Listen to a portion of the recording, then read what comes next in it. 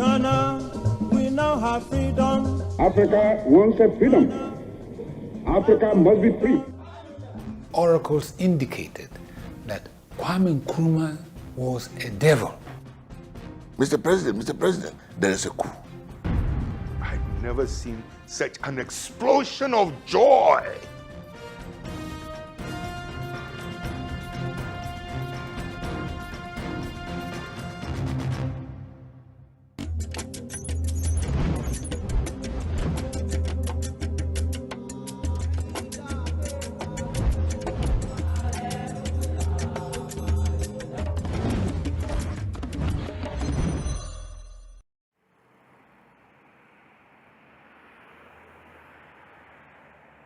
Accra, Ghana's capital city and the largest city in the country.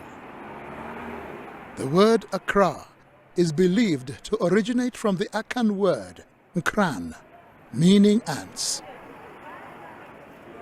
It is no wonder that you will see men and women hustling and bustling under the blazing sun to earn a penny or two.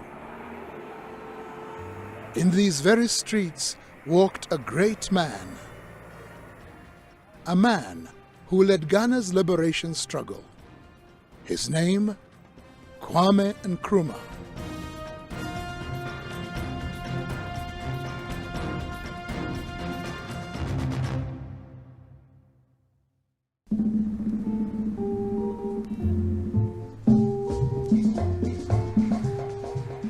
It was during his reign that Ghana made great developmental strides, like the building of the Tema Township, the Accra-Tema Motorway, Kwame Nkrumah University of Science and Technology, the Great Akosombo Dam, and of course, his key role in the formation of the Organization of African Union. With Kwame Nkrumah, beyond the borders of Ghana, he is hailed for his achievements. This decade is the decade of African independence. Forward then to independence. To independence now. Tomorrow, the United States of Africa.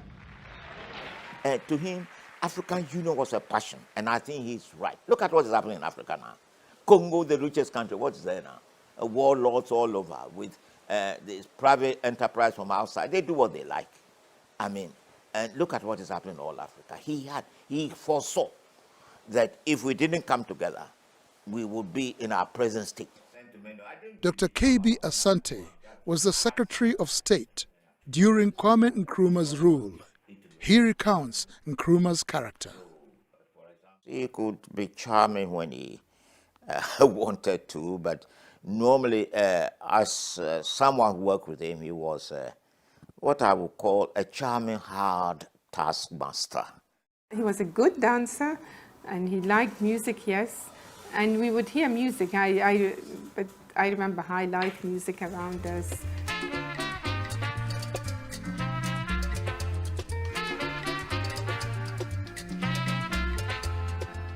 His smile was infectious. Perhaps you didn't hear what I said. That was the charm of Nkrumah, a man who was very committed to Africa. Nkrumah lived and died Africa. In September of 1909, in a village in the Gold Coast, as Ghana was called then before independence, a son was born. Francis Newyear Kofi Ngonioma, to his father a goldsmith, and his mother a retail trader. This name later changed to Kwame Nkrumah. Nkrumah was educated at the prestigious Achimota College in 1930 and thereafter became a teacher. Nkrumah was a very ordinary human being. He was human like all of us. He was born in a very small, tiny village in the western region of Ghana. He had his education, Catholic education, went to a Achimota school, initially wanted to be a Catholic priest, and eventually taught in the Achimota School, which was the most prestigious high school under the colonial rule. At the age of 26, Nkrumah left the Gold Coast to study at Lincoln University in the USA. He read widely from the literature of Karl Marx and Marcus Garvey. And from then on, ideals of socialism became appealing to him. Nkrumah was very much inspired by Marcus Garvey and the whole idea of return to Africa and black freedom. That inspired him a lot too. So he knew about all those things. That would have fueled his ideas for a kind of Pan-African consciousness and the need to rally a wide range of people in pursuit of what he wanted. In the United States of America, he came across, writings of George Padmore and co, who were in the Pan-African movement, W.E. Du Bois and all. And eventually in 1945, he linked up with them in Manchester, United Kingdom, where they organized the 5th Pan-African Congress. And they decided to accelerate the struggle for liberation of Africa. As men of thought and action, they exerted great influence on the young Nkrumah. His ideas for the unity of all Africans later came to be known as Pan-Africanism. In his book, I Speak of Freedom, Nkrumah wrote, "Divided we are weak. United, Africa could become one of the greatest forces for good in the world." After 12 years of being away from the colony, Nkrumah was invited to become the Secretary General of the first ever political party in the Gold Coast, the UGCC. Nkrumah and the founding members of the party were later known as the Big Six. 1948 was the year that saw the Gold Coast go through perennial unrest that resulted to boycotts and mass action. Goods that were brought in by Asian, Lebanese, and European traders were too expensive for the locals to afford. There was a boycott of British goods because people felt that the Association of West African Merchants, which included all the British and expatriate firms, had raised prices far beyond the capacity of Ghanaians. The colonial government blamed the leaders of the UGCC for stirring up trouble, and this led to the arrest of Dr. Nkrumah and the UGCC party members. They were imprisoned in James Fort and were charged with instigation, looting, and rioting. The imprisonment did not deter Nkrumah from his continued opposition against British rule. His arrest did not in any way dampen enthusiasm within the party that he had founded, largely because some of the activists remained outside the prison wall. 1951 was the year that saw the Gold Coasters voting for self-rule. By this time, Kwame Nkrumah had split from the UGCC to form his party, CPP. In 1951, the party that he formed out of the United Gold Coast Convention, which was the Convention People's Party, won a landslide victory in the general elections, and he became the leader of government business, or more or less the Prime Minister of the Gold Coast at the time. In the struggle of CPP, there is victory for us. CPP had a big following. The youth particularly believed in Kwame Nkrumah and his ideologies, and actively campaigned for his release.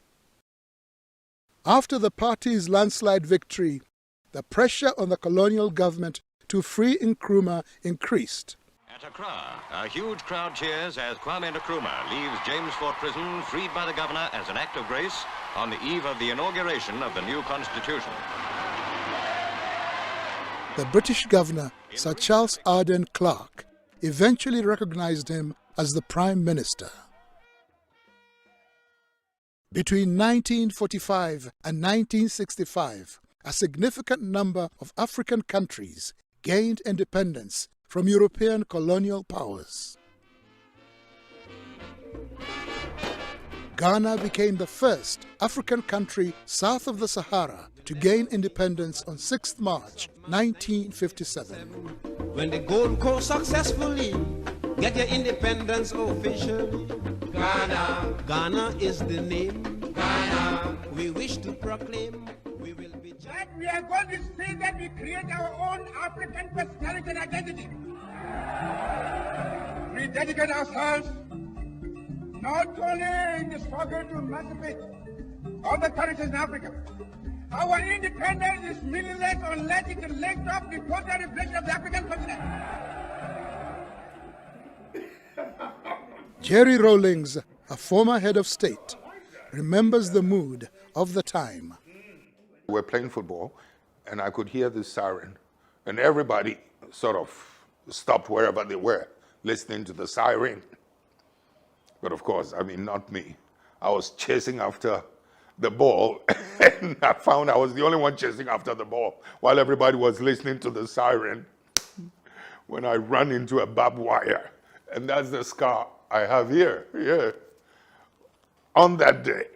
Those who have hats on, to take off your hats and let the band play our national anthem. And from now on, that national anthem is the national anthem of the Gold Coast to be played on all occasions.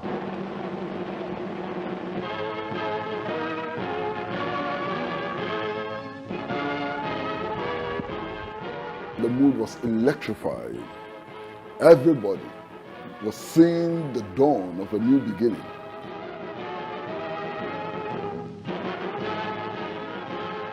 This was the day on which he said that the African was capable of governing himself. And he said that we as Africans should be allowed to make our own mistakes. That was an incredible day. Its freedom served as an inspiration to other African countries struggling against colonial rule, and as a result, Ghana occupied a central role in the fight against imperialists.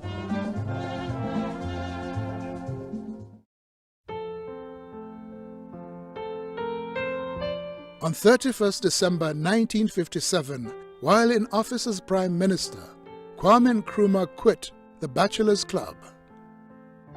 Fatia Ritz and Kwamen Nkrumah became husband and wife a few hours after she landed in Accra from Egypt.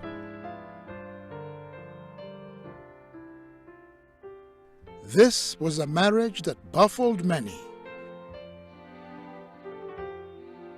It was not understood why Kwame Nkrumah asked for a bride from Egypt. She did not speak English, and neither did Kwame speak Arabic. Mother was a young woman from a different culture. She left her family to come and her home base to come and live here. So I think it was a challenging marriage in a sense, but I remember her saying she would do it all over again. He, I think, did not marry her because she was in love. I think he just felt that it was time for him because of his position. He was then Prime Minister and then eventually became president in 1960. I think he needed to have that image. Together, they had 3 children, Gamal, Samir, and Sekou. From a previous relationship, he fathered a son, Francis Nkrumah. We had an ordinary childhood in the sense that our father, when he was at home, he was a very modest, simple man. So I remember playing around him, all of us. But I remember little things like him insisting on giving us a spoon of honey because it was good for us. Yes.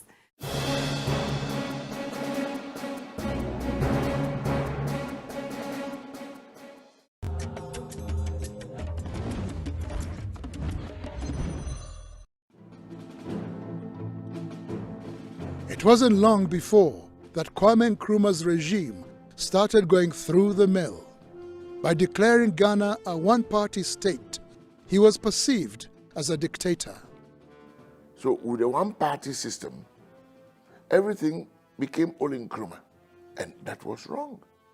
But you see, that again is a total misunderstanding of African history. Almost all of the African states which broke away from the colonial yoke established one-party states. Do you think one-party state is good for democracy? If it wasn't democracy, then they should have left us with their colonial masters. They did not force us. I waited one day when it was a good mood alone. Then I said, why do you want a one-party state? Then he said, you know, I've established so many industries and institutions, and I don't have enough competent people to man them. Many of the people who can do this are in the opposition. And that was why later I found the only way out was to have a one-party state, so we all belong. His predicament did not end there. He went ahead and implemented the Preventive Detention Act. This gave him power to detain anyone he deemed a threat without a trial. All his bills were passed through Parliament, even preventive detention bill. He didn't just get up and say, I, Kwamen Nkrumah, from today, I'm having this law. No. He went through the process, went to Parliament, and Parliament passed the preventive detention bill. The elite in those days were against this dictatorial type of governance. And so the opposition to Kwamen Nkrumah increased. How can the person who led us to struggle for the right to elect our own leaders become a dictator? The person who led us in struggle to assert our rights as human beings become a dictator. Strange logic, strange definitions. It was his own people, his own government that gave him away because he was becoming a nuisance. As Nkrumah walked in the gardens of Flagstaff House, which served as his residence, he was the target of a failed assassination attempt. One day he was walking from his office, from his house to his office, and a policeman opened fire on him. What was it to do with that policeman? Give him a bouquet of flowers and kiss him on the cheeks for attempting to assassinate him? I don't understand these noises about dictatorship.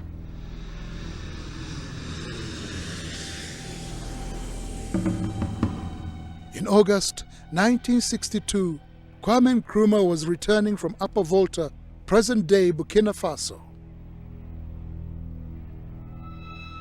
A grenade was concealed in a bouquet of flowers and given to a school pupil to present to him.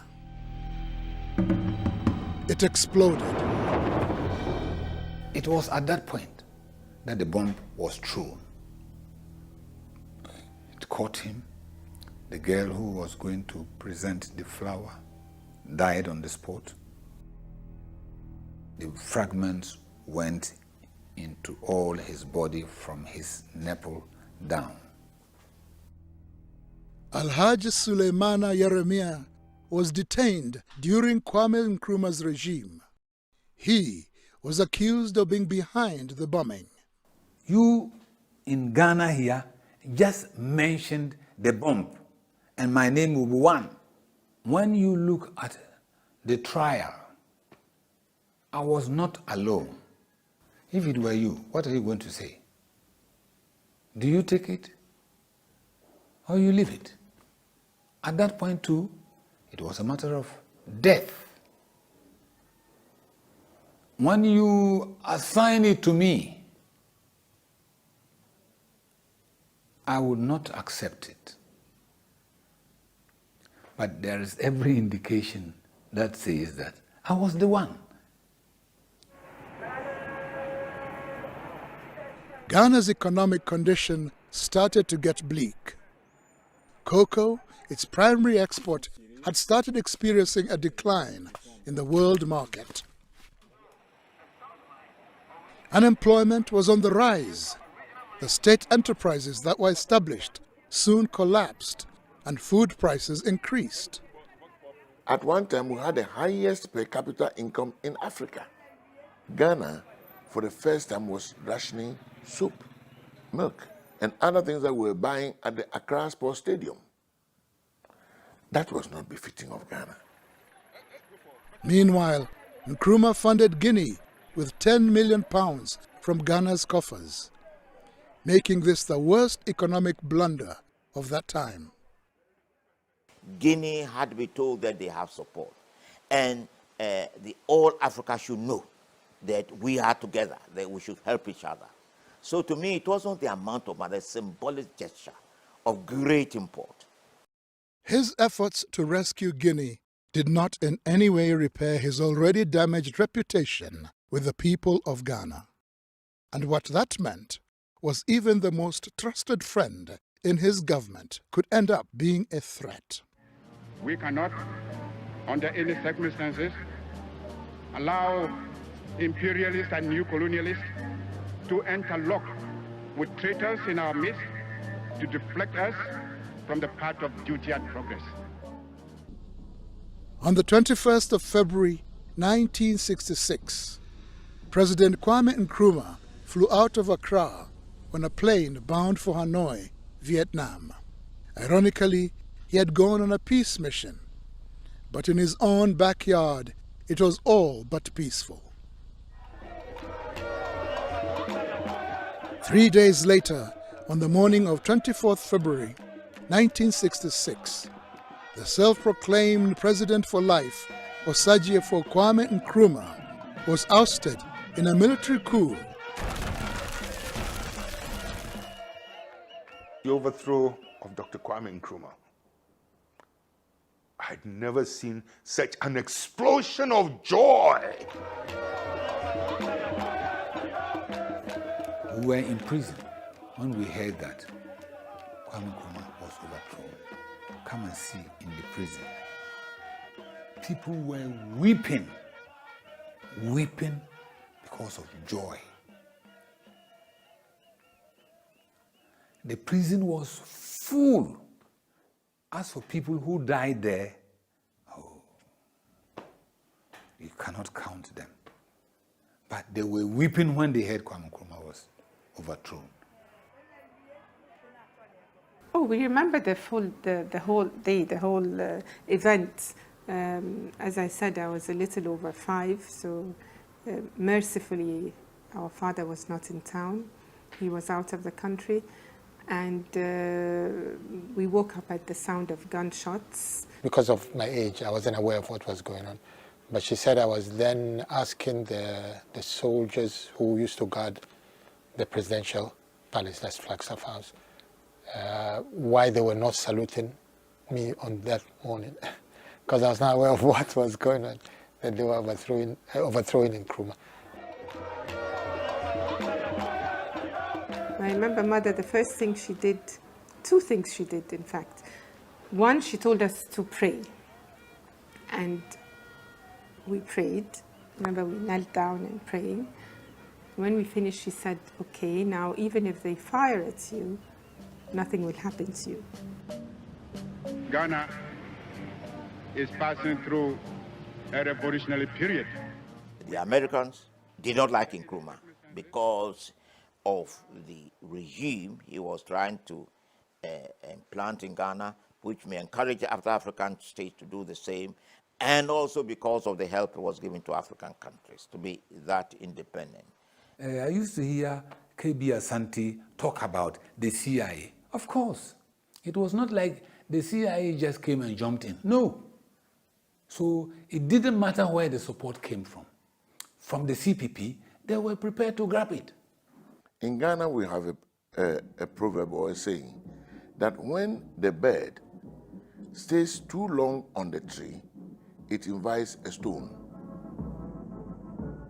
He went into exile in Guinea, where his friend and liberation comrade, Sékou Touré, gave him refuge and made him co-president.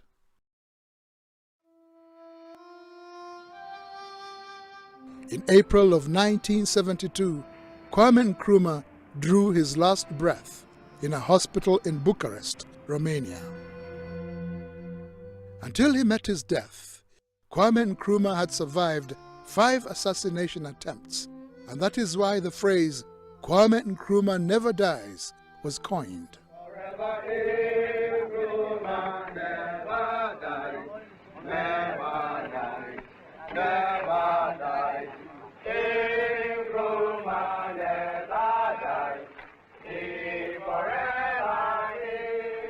Earlier in the day, we were told that our father would be coming home.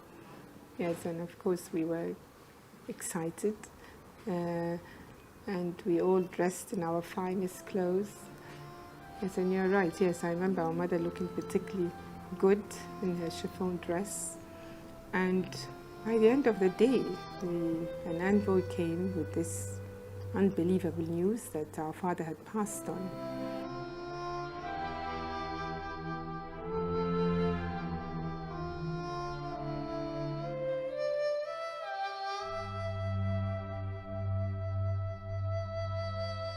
So according to the records, he died of cancer. But a few people who were close to him in Guinea are also saying that he could have been poisoned. There was no reaction to his death. It is Amilcar Cabral who said that Nkrumah died out of a cancer of betrayal. And there was a lot of betrayal in Nkrumah's days. Qu'on ne vienne pas nous affirmer que Nkrumah est mort à cause d'un cancer de la gorge ou d'autres quelconques maladies. Non, Nkrumah a été tué par le cancer de la trahison. I, Robert Gabriel Mugabe, do swear. People who say Kwame Nkrumah is good and practicing his ideology, I would say Mugabe. Mugabe was grateful to Kwame Nkrumah. But look at Mugabe's style of government. Is it successful?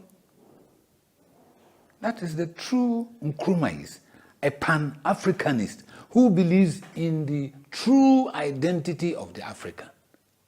Yes, it's good. But practically,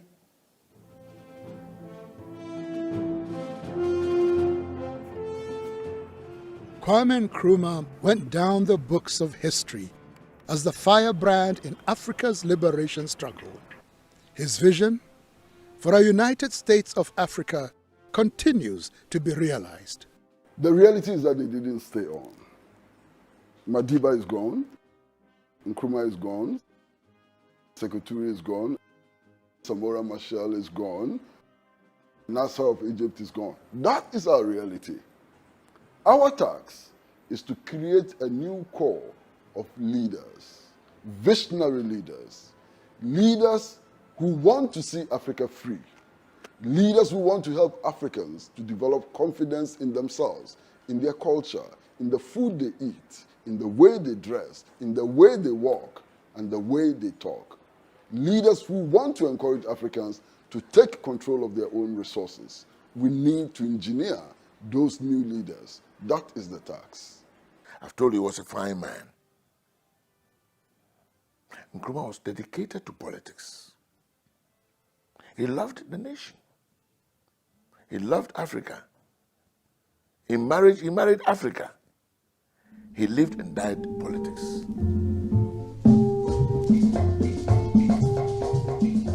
The Africa we have today is the legacy he left behind, and a constant reminder that indeed Kwame Nkrumah never dies.